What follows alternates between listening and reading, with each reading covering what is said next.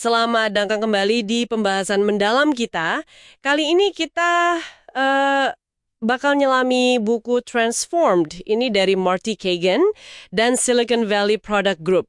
Bukunya ngebahas soal pergeseran penting nih di perusahaan ya, ke arah product operating model. Betul, itu loh cara kerja perusahaan teknologi yang terdepan gitu. Fokusnya benar-benar ke hasil nyata, outcomes, bukan cuma ngerjain proyek aja. Nah, iya, dan kita mau fokus ke bagian akhir bukunya, bab 48. Katanya di situ dirangkum kunci sukses transformasinya. Jadi pertanyaannya, apa sih sebenarnya yang bikin transformasi model begini tuh berhasil? Kayaknya bukan cuma ganti proses doang ya, tapi lebih ke perubahan cara mikir, cara kerja yang mendasar gitu. Ada bener banget. Buku ini juga, terus terang kok kalau transformasi ini susah, penuh tantangan gitu kan. Tapi sangat mungkin dicapai. Bab 48 ini semacam ngasih, ya peta jalannya lah. Ada 10 faktor kunci yang katanya krusial banget hasil dari pengalaman dan studi kasus mereka. Yuk kita coba bedah satu-satu deh elemen penting ini. Oke, siap. Mari kita mulai dari paling atas ya. Buku ini langsung nyorot peran kepemimpinan dan keberanian. Istilahnya keren juga, committed leadership sama corporate courage. Kenapa sih kok kepemimpinan ini penting banget di awal? Wah, ini fondasinya banget. Soalnya, transformasi kayak gini tuh butuh semacam lompatan keyakinan gitu dari para pemimpinnya. Kan ini geser dari model lama, yang mungkin command and control, ke model baru yang basisnya kepercayaan, trust, sama pemberdayaan tim. Jadi, pemimpin nggak bisa cuma, oke, jalanin, gitu aja. Mereka harus aktif banget dorong ngelindungin proses perubahan ini. Apalagi pas ada resistensi internal, atau pas lagi nggak pasti gitu.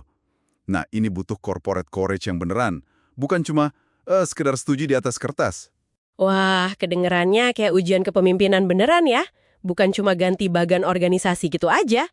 Oke, kalau komitmen dari atas sudah ada nih, terus gimana sama orang-orangnya yang bakal menjalanin ini sehari-hari? Buku ini kan nekenin banget soal kompetensi tim dan kepemimpinan produk. Nah, ini titik kritis juga. Sering banget perusahaan kejebak di sini nih. Ganti jabatan jadi product manager. Tapi lupa ngisi peran itu dengan orang yang beneran bisa, keahliannya gitu loh. Buku ini negesin banget. Tanpa kompetensi asli di manajer produk, desainer produk, insinyur teknologi, ya transformasinya cuma ganti kulit doang, bukan inti perubahannya. Dan yang sama pentingnya, perlu pemimpin produk yang kuat, yang nggak cuma ngatur, tapi juga bisa ngelatih, coaching gitu, buat ngembangin timnya biar maksimal di cara kerja baru ini. Nyari atau ngembangin talenta kayak gini sering jadi PR besar sih emang. Masuk akal banget. Ini kayaknya ngejawab kenapa banyak inisiatif perubahan jadi kayak mandek ya di tengah jalan. Mungkin kurang investasi di kapabilitas intinya ini.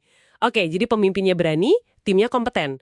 Terus cara kerja mereka sehari-hari gimana berubahnya? Ada penekanan soal budaya produk sama strategi produk berbasis wawasan atau insights. Apa nih inti perubahannya? Intinya sih pergeseran fokus ya. Budaya produk yang sehat itu menghargai banget pembelajaran terus-menerus. Terus ngambil keputusannya pakai bukti, evidence-based gitu. Dan kolaborasi lintas fungsinya juga erat banget. Fokusnya itu bukan lagi cuma ngirim fitur sesuai jadwal, yaitu output. Tapi benar-benar mecahin masalah penting buat pelanggan sekaligus buat bisnisnya. Itu outcomes. Oke. Jadi ke outcomes ya. Iya. Nah, strategi produknya juga lahir dari pemahaman yang dalam ini. Pakai wawasan dari data, interaksi pelanggan, riset pasar. Gunanya buat milih secara sadar, masalah mana sih yang paling strategis buat dipecahin, biar nyampe ke visi produk sama tujuan perusahaan. Ini beda banget kan sama, sekedar ngerjain daftar permintaan fitur dari para stakeholder. Wah, itu perspektif yang menarik banget. Jadi nggak cuma reaktif ngerjain permintaan, tapi proaktif ya, berdasarkan pemahaman masalah dan peluang. Ini pasti nyambung banget sama dua poin terakhir yang ditekankan di bab ini. Bukti nilai, evidence of value, sama berbagi pembelajaran, sharing learnings. Gimana tuh kaitannya? Erat banget. Kalau fokusnya ke outcomes, ke hasil nyata, ya tim produk harus bisa nunjukin bukti. Bukti kalau yang mereka bangun itu beneran ngasih nilai. Buat pengguna, buat bisnis juga. Mereka tanggung jawab sama dampaknya itu. Nah, terus yang mungkin sama pentingnya, itu budaya buat terbuka berbagi semua pembelajaran. Nggak cuma ngerayain sukses aja, tapi juga, dan ini sering lebih susah nih, ngebahas kegagalan atau eksperimen yang hasilnya nggak sesuai harapan. Keterbukaan berbagi ini tuh bisa mempercepat pembelajaran bareng-bareng di seluruh organisasi. Jadinya lebih adaptif gitu. Oke, jadi kalau kita coba rangkum nih buat Anda yang dengerin, transformasi sukses versi transformed ini kayaknya bukan soal formula ajaib atau proses baku ya.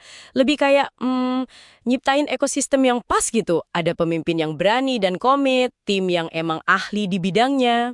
Budaya yang haus belajar dan fokus ke hasil. Nah iya, sama strategi yang cerdas karena dipandu wawasan nyata. Semuanya kudu jalan barengan gitu ya. Persis, bab 48 ini ngegarisbawahi banget kalau 10 kunci ini tuh saling nyambung, saling nguatin. Nggak bisa fokus di satu atau dua aspek aja. Ini kan perubahan sistemik ya. Butuh keselarasan antara pimpinan, kemampuan orang, proses kerja, sama budaya organisasi secara keseluruhan. Usaha yang mendalam dan berkelanjutan ini. Sip. Nah, sebagai penutup nih, mungkin ada satu pemikiran buat Anda bawa pulang. Buku ini kan nekenin pentingnya corporate courage tadi, keberanian korporat tadi. Coba deh renungkan sejenak lingkungan kerja Anda atau industri Anda deh secara luas. Di bagian mana sih Anda ngelihat kebutuhan paling mendesak buat keberanian semacam ini? Buat dobrak cara kerja lama dan benar-benar bertransformasi. Oke deh, sekian dulu pembahasan mendalam kita kali ini, nyuling inti dari bab 48 buku Transform. Semoga ada manfaatnya ya. Sampai jumpa di kesempatan berikutnya.